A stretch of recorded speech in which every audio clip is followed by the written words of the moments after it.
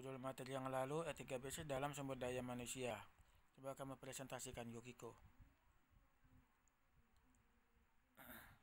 Semua perhatikan. Grisela, wajahmu fokus satu layar. Fokus satu layar, Grisela. Dan saya ingat dari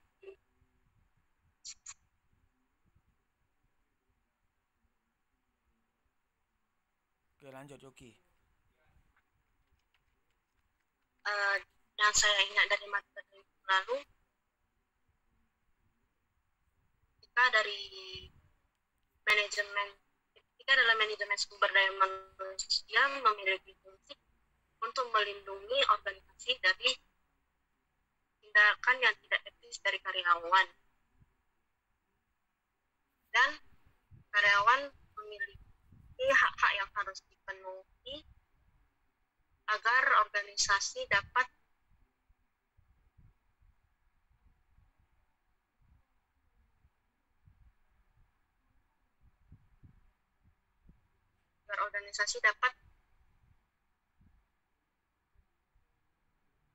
menentukan etisnya atau tidak, seperti hak atas rahasia pribadi, kemudian hak atas pekerjaan, kemudian hak atas upah yang adil, hak dan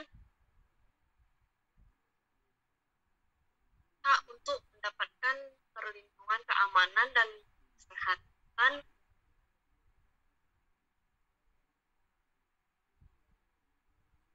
dan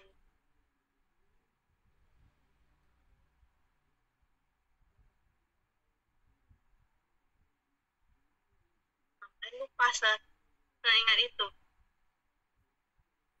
Oke, sekarang kesingkat aja. Kalau etika bisnis dalam SDM itu singkatnya seperti apa? Gimana, Sar? Kalau etika bisnis dalam sumber daya manusia singkatnya seperti apa?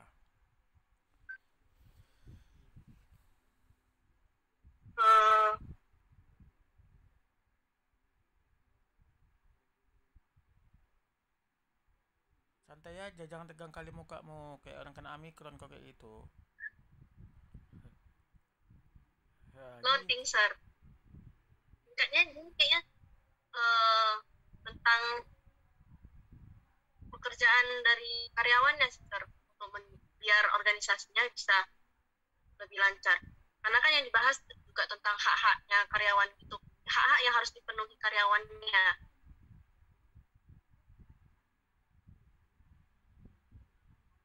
Udah itu aja.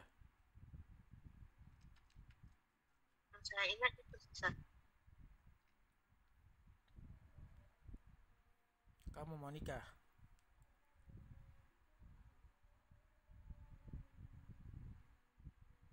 Fokus wajahnya satu layar. Ya, Pak. Ya, silakan.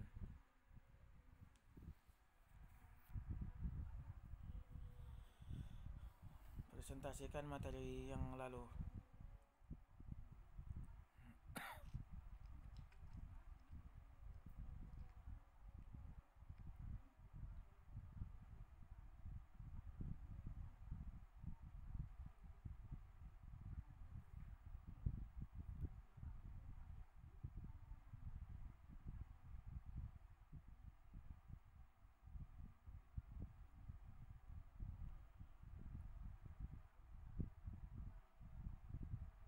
Capcai cepat.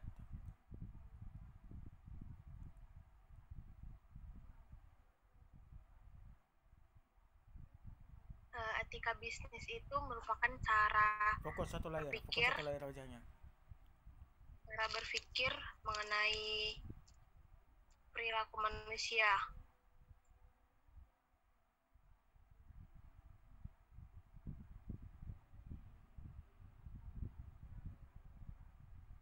Terus, cepat, cepat.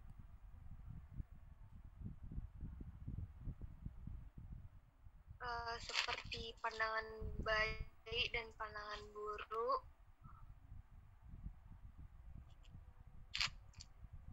dari norma-norma dan nilai-nilai sikap. Terus.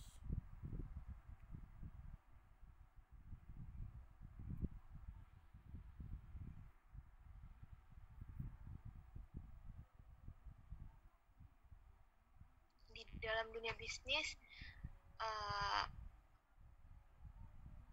etika berperan sangat penting dalam dunia bisnis.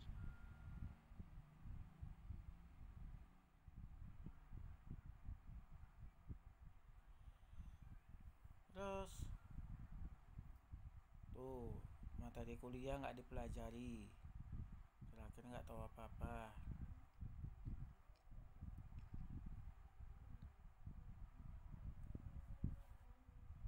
Gimana tuh kuliahnya?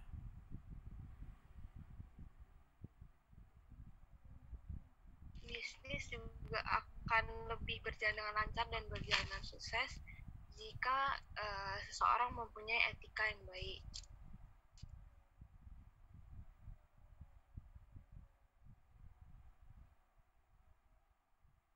Tuh kan, udah salah tingkah nggak bisa presentasi.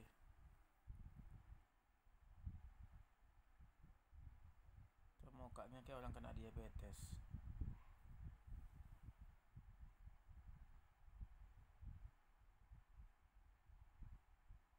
Hamilai.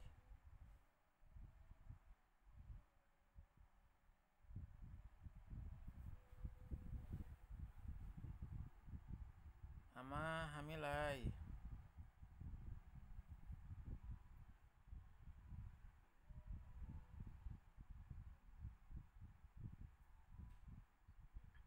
Karena jika memiliki etika yang buruk akan mempengaruhi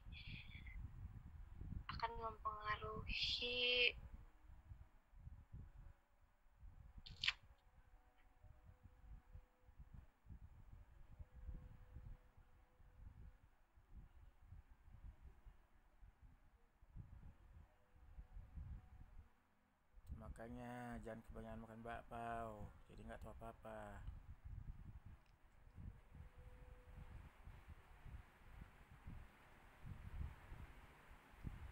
Kamu kerja?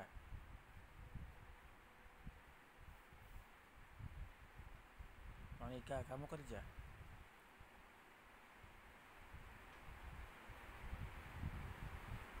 Halo Monica, kamu kerja? Ya Pak. Kamu kerja? Apa Pak? Kamu kerja di mana? Belum kerja Pak.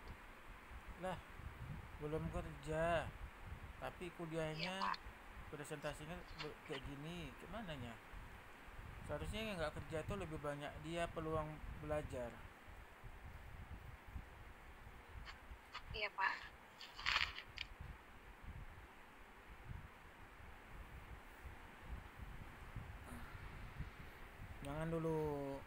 Jangan dulu apa percaya sama kata-kata cowokmu itu dulu, nanti terganggu kuliahmu.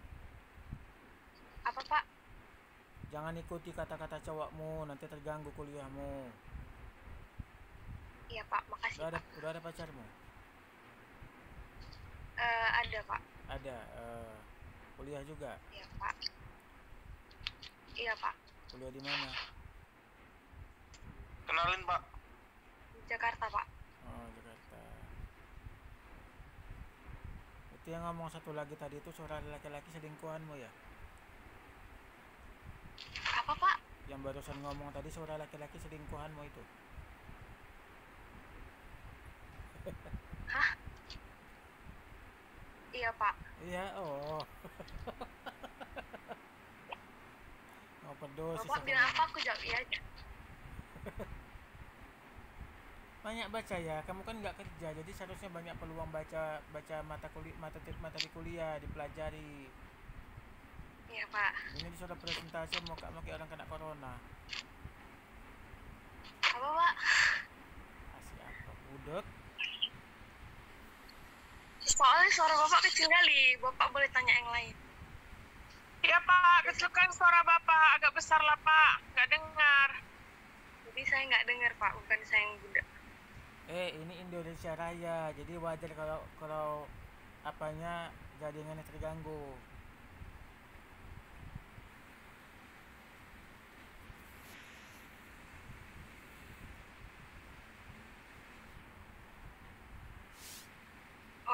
Tadi Jimmy yang bersuara, Pak.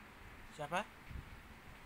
Tadi Jimmy yang bersuara. Mungkin Bapak tadi dengar tuh suara Jimmy, bukan suara Iyalah, Jimmy, itu Pak. kan selingkuhan kamu di Medan, pacarmu kan di Jakarta. Soalnya ada yang bilang sama aku, Pak, tadi Jimmy yang bersuara. Iya, Aku berarti cuma menjelaskan. iya, berarti selingkuhanmu itu dengar kamu bilang pacarmu di Jakarta, semburu dia. Hah? Oh iya, Pak. Iya. Pak, suara Bapak gak jelas lah Pak, karena hujan, jaringannya kayak rusak. Bodoh amat. Pecah-pecah Pak.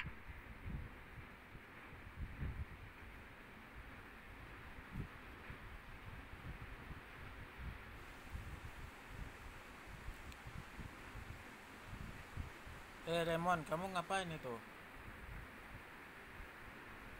Coba normalkan latar belakangnya itu. Jangan kamsu upaya gitu latar belakangnya. Gimana bisa Pak? Nampak lah kamar Pak, namanya di kamar Pak. Oh, mau tengok kamar Pak. Fokus dulu kuliah, jangan kerjakan yang lain-lain. Kau kayak gitu mirip kayak Kim Jong Un kau. Kan memang anaknya Kim Jong Un Pak.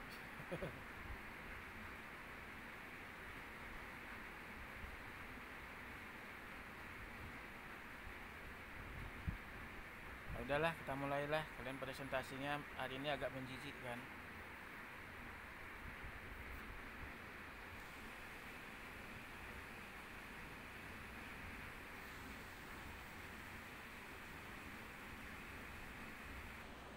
Hari ini materi kuliahnya tentang Corporate Social Responsibility atau biasa disingkat CSR. Ya, CSR, Corporate Social Responsibility, tanggung jawab sosial perusahaan.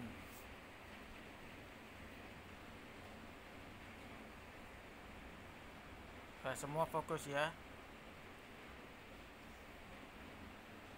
Corporate Social Responsibility atau disingkat CSR ya. CSR adalah komitmen perusahaan atau dunia bisnis untuk berkontribusi dalam pengembangan ekonomi yang berkelanjutan dengan memperhatikan tanggung jawab sosial perusahaan dan menitikberatkan pada keseimbangan antara perhatian terhadap aspek ekonomis, sosial, dan lingkungan. Atau bisa juga dikatakan CSR adalah sebuah pendekatan di mana perusahaan mengintegrasikan kepedulian sosial dalam operasi bisnis mereka dan dalam interaksi mereka dengan para pemangku kepentingan atau stakeholder berdasarkan prinsip sukarela dan kemitraan. Di sini bisa juga dikatakan bahwasanya perusahaan harus melihat jika CSR bukan program pemaksaan tapi bentuk rasa kesetiakawanan terhadap sesama umat manusia. Ya. Pak, sorry Pak, di tempat saya pecah-pecah loh Pak, karena hujan deras sekali Pak.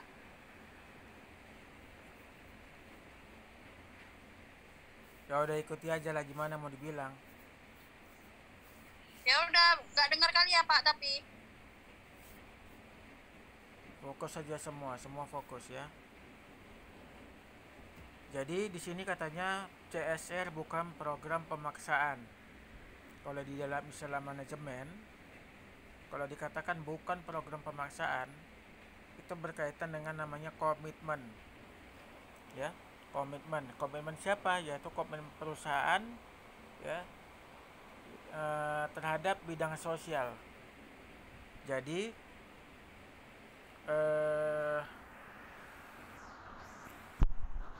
perusahaan tidak hanya mengejar laba maksimal atau keuntungan maksimal, tetapi di sini juga program CSR harus dijalankan perusahaan. Ya, CSR ini bidang sosial. Maksudnya di CSR ini adalah membantu masyarakat yang kurang mampu, ya, membantu program pemerintah dalam pengentasan kemiskinan dengan cara perusahaan ikut berkomitmen di dalam bidang sosial, membantu meringankan beban pemerintah ya untuk mengatasi atau mengentaskan kemiskinan. Jadi di sini kalau misalnya kita ingin membantu seseorang yang sedang kesulitan, itu harus ada komitmen, ya. Komitmen, niat dalam hati kita untuk membantu seseorang dengan ikhlas tanpa paksaan dari siapapun. Nah, gitu juga di perusahaan. Jadi perusahaan ini harus punya komitmen terhadap bidang sosial, ya, membantu masyarakat kurang mampu. Misalnya perusahaan menyalurkan bantuan sembako gratis misalnya untuk rumah tangga yang kurang mampu, atau bisa juga bantuan pengobatan gratis misalnya, ya, dan lain-lain lah. Itu banyak sebenarnya contoh-contohnya, nanti bisa kalian lihat itu di Google, ya, contohnya apa aja. Di sini saya mau fokuskan dulu kepada manfaat corporate social responsibility atau CSR bagi perusahaan. Ya, terlebih dahulu saya jelaskan bahwasanya kalau dunia bisnis ataupun perusahaan, ya, baik yang berbadan hukum ataupun tidak berbadan hukum, memberikan bantuan, ya, di dalam bidang sosial kepada warga atau rumah tangga yang tidak mampu, itu bagi mereka yang menerima itu bisa bisa membantu kesulitan rumah tangga dalam bidang ekonomi atau keuangan. Jadi bantuan yang mereka terima kalau di dalam ilmu manajemen, ya, itu disebut pendapatan. Jadi pendapatan mereka itu bertambah. Biasanya kalau di dalam ilmu manajemen, kalau pendapatan meningkat, maka konsumsi meningkat. Kalau pendapatan meningkat, maka daya beli naik. Gitu, ya. Itu bagi rumah tangga, sehingga kebutuhan mereka bisa terpenuhi melalui bantuan itu, ya. Pendapatan rumah tangga ditambah lagi pendapatan rumah tangga dari bantuan yang mereka terima dari perusahaan atau dunia bisnis, ya, itu bagi masyarakat atau rumah tangga yang menerima bantuan itu. Nah, di sini saya fokuskan manfaat penyaluran CSR ini bagi perusahaannya. Jadi perusahaan memberikan bantuan, tetapi ada manfaat bagi perusahaan itu. Dan ini manfaat ini tidak bisa dipandang sebelah mata. Jadi sebelum saya jelaskan, saya mengingat bahwa apabila kalian punya usaha, baik usaha kalian itu berbadan hukum atau tidak berbadan hukum, ya, kalau menjalankan program CSR ini, mudah-mudahan selain meningkatkan citra usaha itu tadi, maka juga bisa meningkatkan penjualan. Nah, di sini akan saya jelaskan, ya, bahwa manfaat corporate social responsibility atau CSR bagi perusahaan. Semuanya fokus, ya. Saya ingatkan lagi, itu Yukiko catat semua nama-nama yang tidak ada di Zoom, yang tidak aktif layarnya, ya, kemudian japri ke saya. Oke, yang pertama, mempertahankan dan mendongkrak reputasi, ya. Manfaat CSR bagi perusahaan yang pertama, mempertahankan dan mendongkrak reputasi serta citra perusahaan, ya.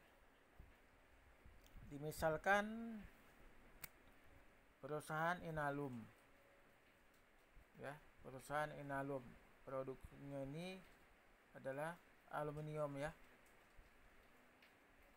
Jadi kalau misalnya perusahaan Inalum memberikan bantuan bagi rumah tangga yang kurang mampu secara ekonomi atau keuangan, maka perusahaan ini akan dikenal, ya. Semakin dikenal oleh masyarakat yang menerima bantuan itu. Nah, akhirnya ini akan sampai dari mulut ke mulut, sehingga perusahaan ini terkenal oleh masyarakat luas, itu, ya, terkenal oleh masyarakat luas. Tentunya dalam hal terkenal dari sisi positif ya, bukan negatif. Hanya gara-gara perusahaan ini memberikan bantuan. Kalau misalnya si A memberikan bantuan kepada si B, C, D sampai Z, maka si A ini akan dikenal oleh si B sampai Z. Oh, si A itu orangnya baik, si A itu orangnya rajin membantu teman yang tidak mampu misalnya. Nah, begitu juga perusahaan ya. Perusahaan Inalum itu akan semakin dikenal karena karena bantuannya itu tadi kepada masyarakat. Bahkan masyarakat yang belum menerima bantuan Inalum itu pun semakin mengenal karena ada penyampaian dari mulut ke mulut oleh masyarakat. Ya, jadi bisa meningkat reputasi ataupun citra perusahaan di mata masyarakat luas, gitu ya, secara positif. Kemudian mendapatkan manfaat yang selanjutnya adalah mendapatkan lisensi untuk beroperasi secara sosial, gitu ya. Jadi di sini perusahaan itu jangan hanya memikirkan kapasitas produksi maksimal, laba maksimal, strategi penjualan, tidak. Di sini juga perusahaan harus melibatkan kegiatannya di bidang sosial. Jadi jangan hanya fokusnya kepada bisnis, tapi juga harus sosial, gitu ya. Jadi gini, ini saya kaitkan juga dengan yang poin pertama tadi ya. Kalau perusahaan menyalurkan bantuan apapun yang sifatnya bidang sosial kepada masyarakat luas, apapun bentuk bantuan itu, maka secara tidak langsung perusahaan akan memperkenalkan perusahaan itu termasuk produknya. Jadi bisa dikatakan kalau perusahaan terlibat dalam CSR, maka sama dengan iklan, gitu ya, sama dengan iklan, mengiklankan perusahaan itu kepada masyarakat luas, mengiklankan produknya kepada masyarakat luas, semakin dikenal. Jadi yang dikenal itu bukan hanya nama perusahaannya saja, ya, secara keseluruhan termasuk produknya, termasuk keunggulan produknya, itu otomatis terkenal, gitu ya. Kemudian manfaat selanjutnya bisa mengurangi resiko bisnis. Sebenarnya risiko itu ada beberapa, tetapi yang utama itu di sini dimaksud adalah risiko kerugian. Jadi bagaimana risiko itu bisa dikurangi seminim mungkin, gitu ya. Nah, kenapa? Apa hubungannya perusahaan menyalurkan bantuan kepada masyarakat dengan manfaat yang diterima, yaitu mengurangi risiko bisnis? Apa hubungannya? Coba kamu Franson. Ya, gimana Pak? Kalau perusahaan misalnya memberikan bantuan kepada masyarakat luas melalui program CSR ya. Kemudian di sini perusahaan dapat mengurangi risiko bisnis dari segi manfaat. Nah, hubungannya itu apa?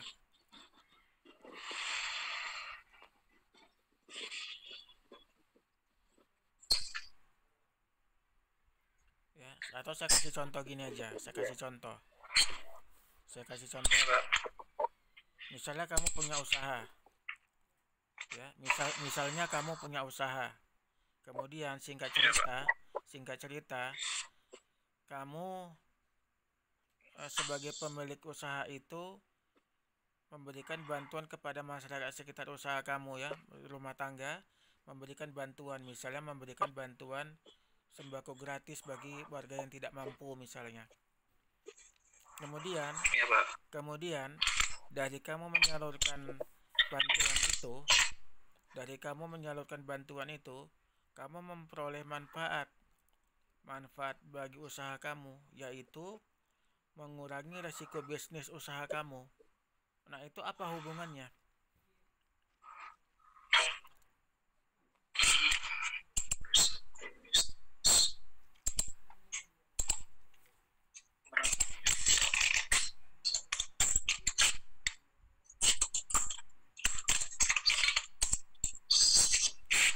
Cepat.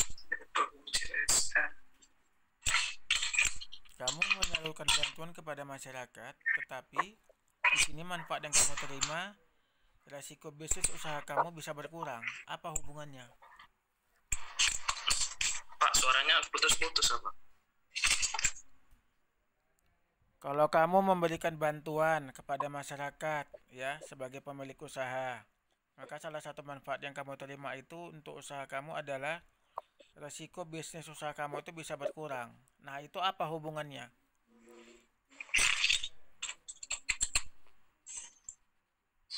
Resikonya berkurang.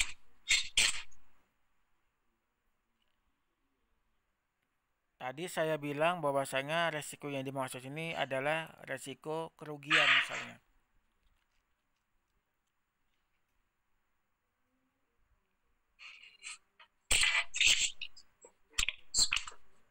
Resiko kerugian itu bisa dihindari. Nah, itu apa hubungannya?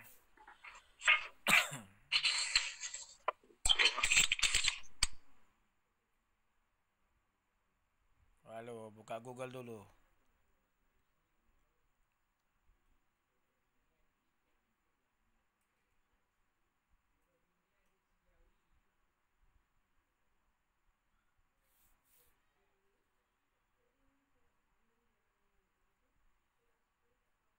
Hamilai. Akong. Bentar, Pak.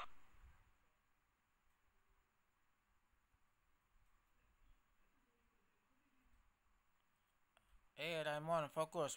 Jangan dulu kerjakan yang lain-lain. Nanti letak ginjalmu saya buat.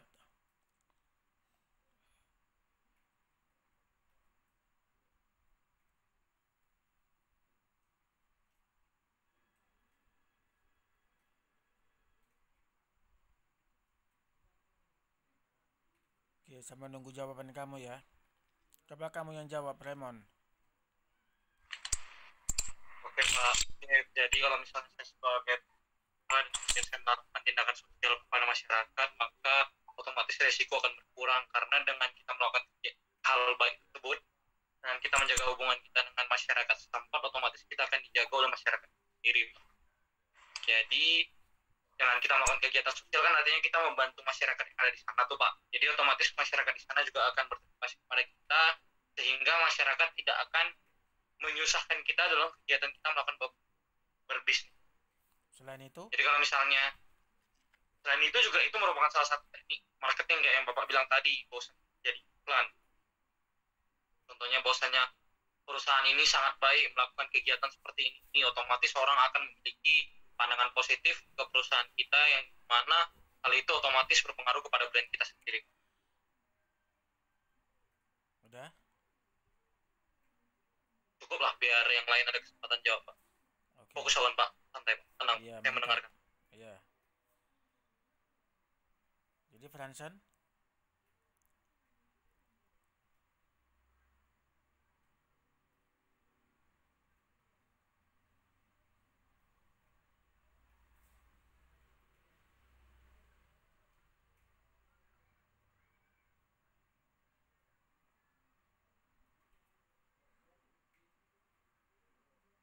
Oke, sekarang perhatikan. Tadi ada disinggung sama Raymond tentang marketing, ya. Jadi kalau misalnya kita sebagai pelaku usaha menyalurkan bantuan kepada masyarakat kurang mampu, maka tadi kan saya bilang, ya, secara positif usaha kita dikenal. Jadi risiko kerugian bisa dihindari karena penjualan naik dihindari karena perusahaan melakukan iklan melalui program CSR itu tadi. ya. Jadi citra perusahaan itu naik karena iklan itu tadi. Kemudian manfaat selanjutnya itu bisa melebarkan akses ke berbagai sumber daya bagi operasional perusahaan, gitu ya. Karena citra perusahaan ini positif di mata masyarakat luas, maka akan banyak para rumah tangga itu mengajukan diri untuk menjadi tenaga kerja di perusahaan ini, gitu ya. Kemudian semakin banyak pemasok bahan baku yang melaporkan bahan bakunya kepada perusahaan. Nah, ini tentunya lebih membuat akses itu menjadi lebih mudah, gitu ya. Kemudian manfaat selanjutnya adalah membuka peluang pasar yang lebih luas. Nah, ini dia tadi ya. Kalau CSR itu ditingkatkan berarti sama dengan meningkatkan iklan, gitu ya. Sehingga perusahaan ini dan produknya semakin dikenal oleh masyarakat luas. Semakin banyak permintaan, maka peluang akan pasar akan semakin banyak dikuasai sehingga bisa menjadi pemimpin pasar. Gitu ya.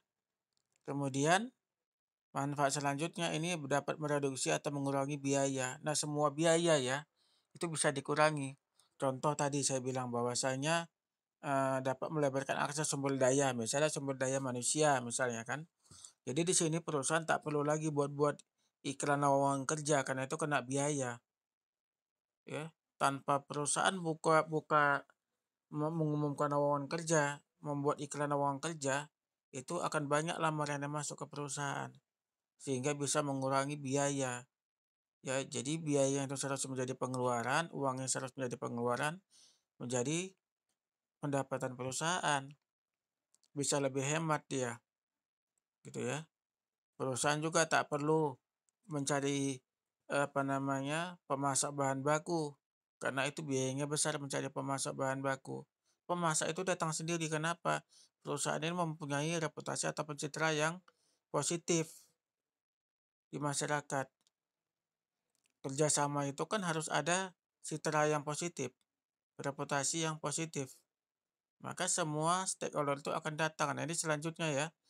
Manfaat selanjutnya adalah memperbaiki hubungan dengan stakeholder. Stakeholder itu pemegang kepentingan dalam satu perusahaan. Termasuk juga ini poin selanjutnya ya. Memperbaiki hubungan dengan regulator. Ya, pemerintah. Jadi saya jadikan satu aja stakeholder dengan regulator karena di dalam satu perusahaan itu ada beberapa pihak yang berkepentingan. Misalnya SDM-nya. Kepentingannya apa? Memperoleh kompensasi, misalnya gaji atau upah misalnya. Ya. Kemudian pemasok juga punya kepentingan di perusahaan. Ya. Kemudian pemerintah punya kepentingan. Masyarakat juga punya kepentingan. Nah, masyarakat ini bisa kepentingannya adalah sebagai konsumen atau pelanggan dan bisa juga sebagai tenaga kerja. Gitu ya. Kemudian manfaat selanjutnya meningkatkan semangat dan produktivitas karyawan. Nah, ini tadi. Jadi tadi kalau penjualan meningkat, laba perusahaan juga meningkat dan perusahaan juga semakin sejahtera. Kalau perusahaan sejahtera, maka karyawannya juga akan dia sejahterakan. Misalnya gajinya dinaikkan, ya, atau misalnya kompensasi lainnya juga ditingkatkan. Kemudian bisa juga promosi jabatan bisa lebih cepat. Ya, promosi jabatan maksudnya kenaikan jabatan di dalam satu perusahaan. Lawan katanya demosi, turun jabatan. Gitu ya. Jadi kalau misalnya karyawan sejahtera, ya, maka karyawan itu akan semakin lebih semangat untuk bekerja di perusahaan itu. Sehingga muncullah namanya komitmen karyawan terhadap perusahaan, yaitu komitmen untuk loyal terhadap perusahaan. Bersedia bekerja di perusahaan dari sejak diterima sampai dengan pensiun. Ya, karena muncul semangat dan komitmen, maka produktivitas karyawan akan naik sehingga kinerja naik. Gitu ya. Kemudian manfaat selanjutnya, di sini peluang mendapatkan penghargaan. Ya, bayangkan itu perusahaan ngasih bantuan, dia pula dapat penghargaan. Dari siapa? Misal, tadi saya bilang bahwasanya pemerintah punya tanggung jawab untuk mengentaskan kemiskinan. Nah, masalahnya kalau anggaran pemerintah minim untuk mengcover masyarakat yang kurang mampu segitu banyaknya, otomatis bantuan dari pemerintah kepada masyarakatnya itu atau rakyatnya itu tidak merata. Ada yang dapat, ada yang tidak. Nah, disinilah peran swasta ya membantu pemerintah untuk mengentaskan kemiskinan melalui program CSR ini. Akhirnya apa? Pemerintah memberikan penghargaan kepada perusahaan itu. Nah, termasuk juga misalnya tokoh masyarakat memberikan penghargaan kepada perusahaan ya karena perusahaan telah memberikan bantuan kepada masyarakat di wilayah tokoh masyarakat itu. Misalnya seperti itu ya. Nah, jadi itu dia beberapa manfaat yang diterima perusahaan sebagai akibat positif dari perusahaan menyalurkan bantuan-bantuan kepada masyarakat yang kurang mampu melalui program CSR. Dengan ketentuan, program CSR ini akan dapat dilakukan secara lancar apabila memang ada komitmen dari perusahaan, bukan karena paksaan atau terpaksa. Itu ya. Oke, jadi itu ada beberapa poin ya. Jadi itu ada beberapa poin manfaat CSR bagi perusahaan. Nah, di sini dari beberapa poin itu kalian jelaskan secara detail melalui contoh kasus di perusahaan industri. Ya. Saya minta itu dijelaskan secara detail, ini masuk nilai. Itu ada beberapa saya perhatikan. Kalau ngirim contoh kasus atau kesimpulan itu singkatnya bukan main. Di sini saya minta detail ya. Kalau tidak detail nggak ada nilai. Dikumpul jam 20.45. Jam 20.45. Untuk jam sampai di sini ya.